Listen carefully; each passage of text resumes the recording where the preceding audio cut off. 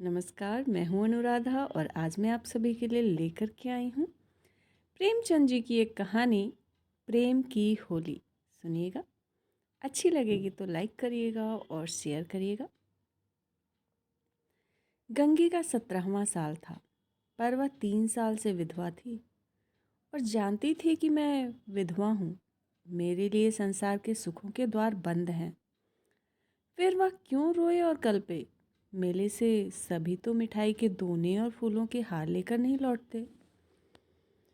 कितनों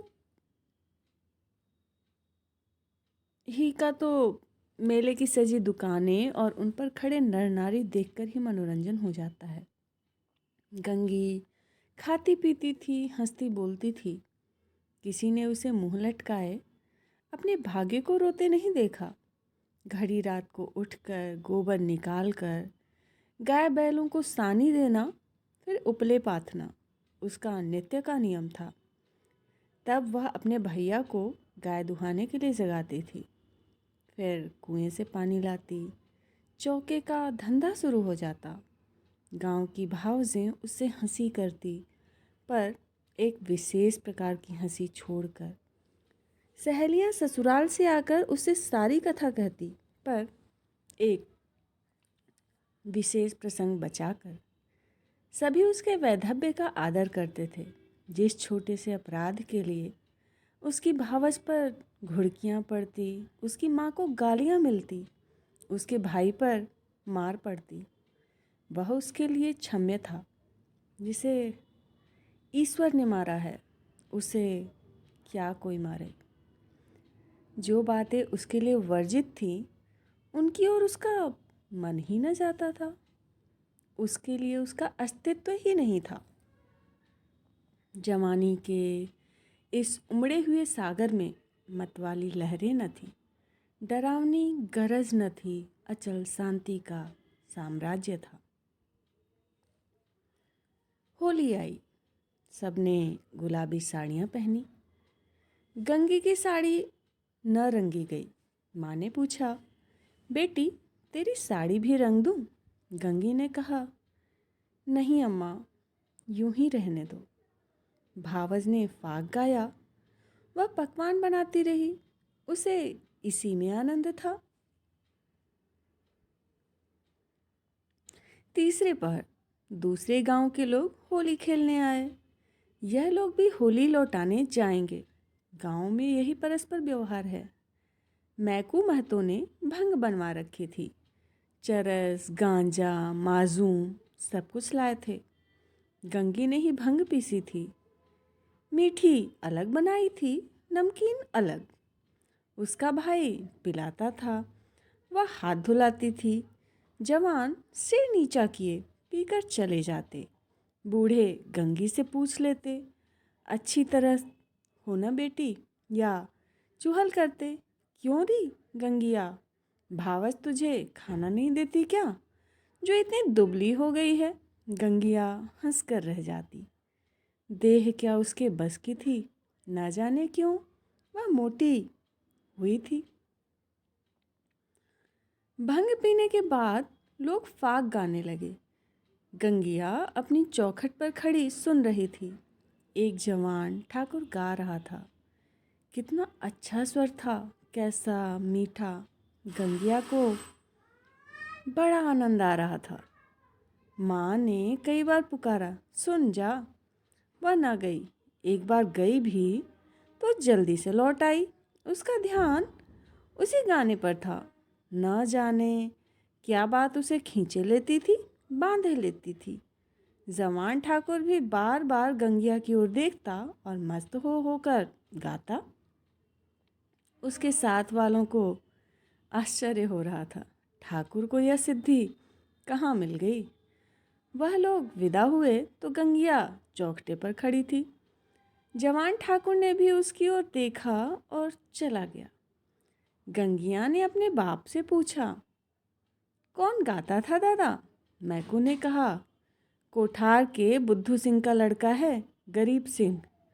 बुद्धू रीति व्यवहार में आते जाते थे। उनके मरने के बाद अब वही लड़का आने जाने लगा। गंगी यहाँ तो पहले पहल आया है। मैकू, हाँ, और तो कभी नहीं देखा। मिजाज बिल्कुल बाप का सा है और वैसी ही मीठी बोली है। घमंड तो छू नहीं गया। बुद्धू के बखार में अनाज रखने को जगह न थी, पर चमार को भी देखते तो पहले हाथ उठाते। वही इसका स्वभाव है। गोरू आ रहे थे। गंगी पगहिया लेने भीतर चली गई। वही स्वर उसके कानों में गूंज रहा था। कई महीने गुजर गए। एक दिन गंगी गोबर पाथ रही थी।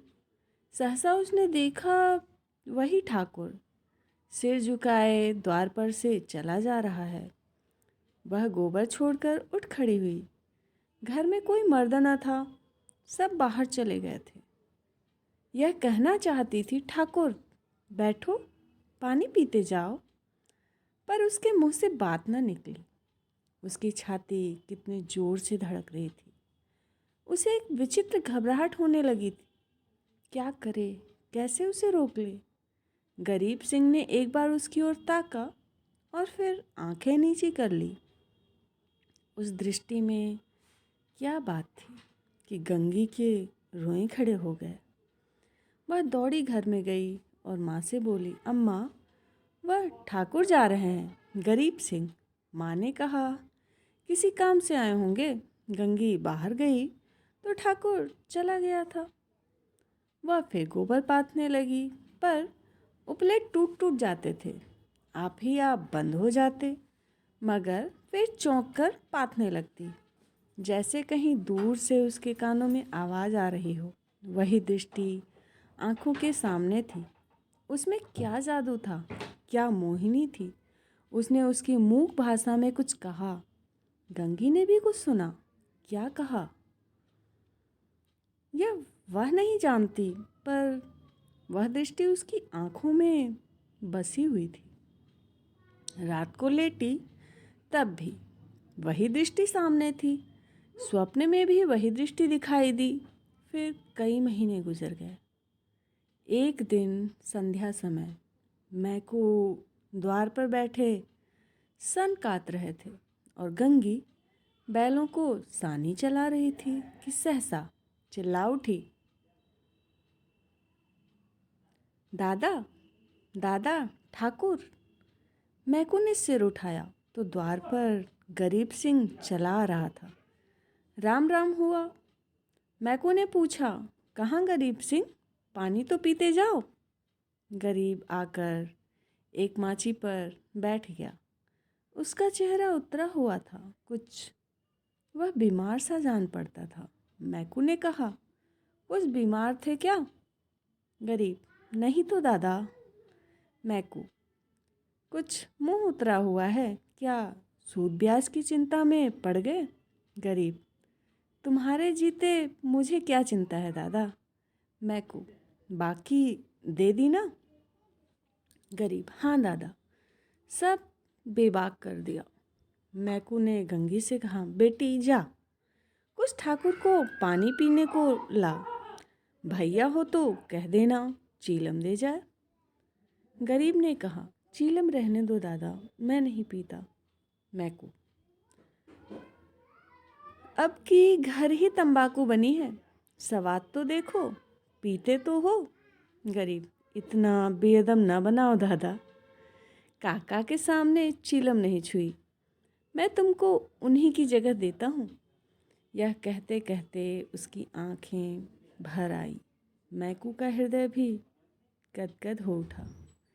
गंगी हाथ की टोकरी लिए मूर्ति के समान खड़ी थी। उसकी सारी चेतना, सारी भावना गरीब सिंह की बातों की ओर खिंची हुई थी। उसमें और कुछ सोचने की और कुछ करने की शक्ति न थी। ओह, कितनी नम्रता है, कितनी सज्जनता, कितना अदब। मैकू ने फिर कहा, सुना नहीं बेटी, जाकर कुछ पानी पीने को ला।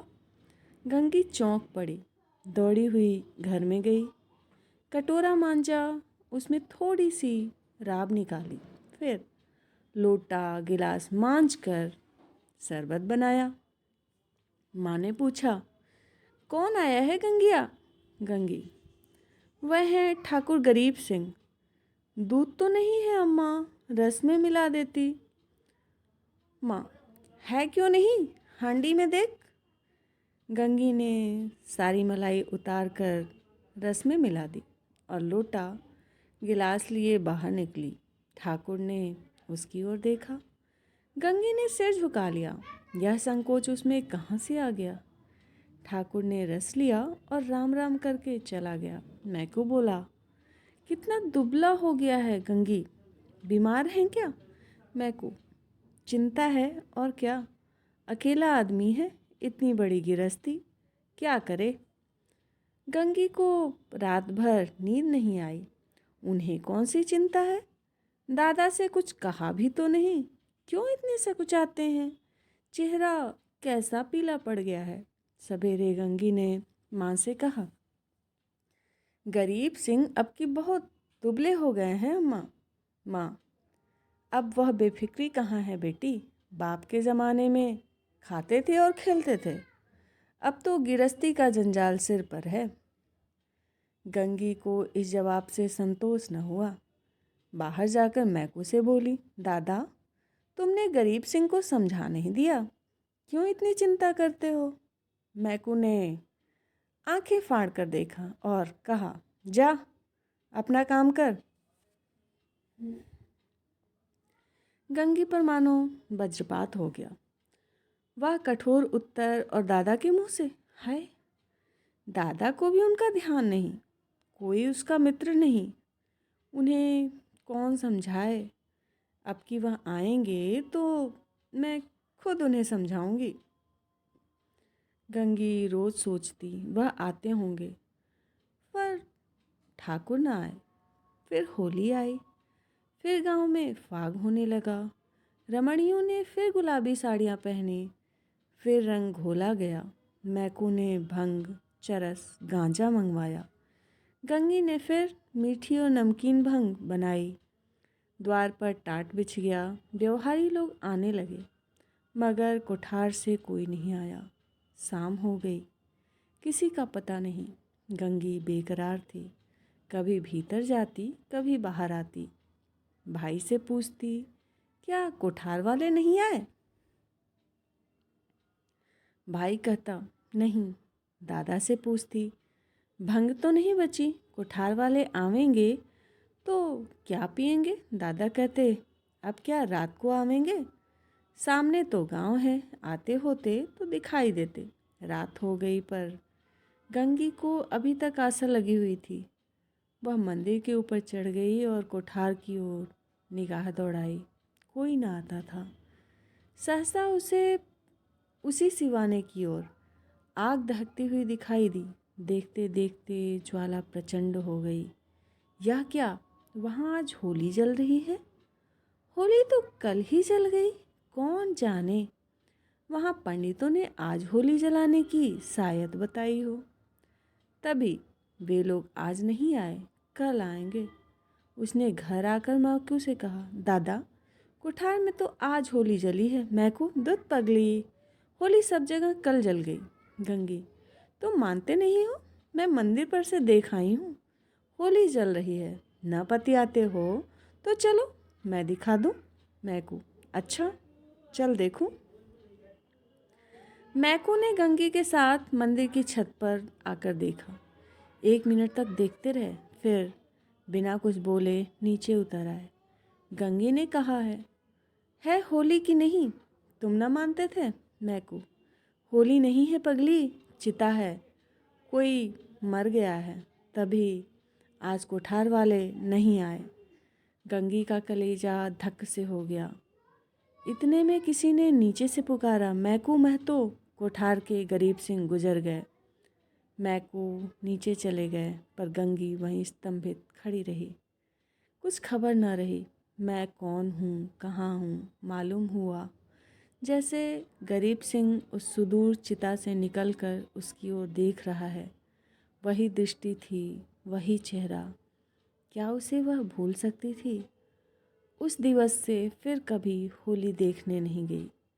होली हर साल आती थी, हर साल उसी तरह भंग बनती थी, हर साल उसी तरह फाग होता था, हर साल अबीर गुलाल उड़ती थी, पर गंगी के लिए होली सदा के लिए चली गई थी। तो ये थी कहानी प्रेमचंद जी की प्रेम की होली। उम्मीद है आप सभी को अच्छी लगी होगी। अच्छी लगी है तो लाइक करिए, शेयर करिए और चैनल पे नए हैं तो सब्सक्राइब ज़रूर करिएगा। Thanks for watching. Bye bye.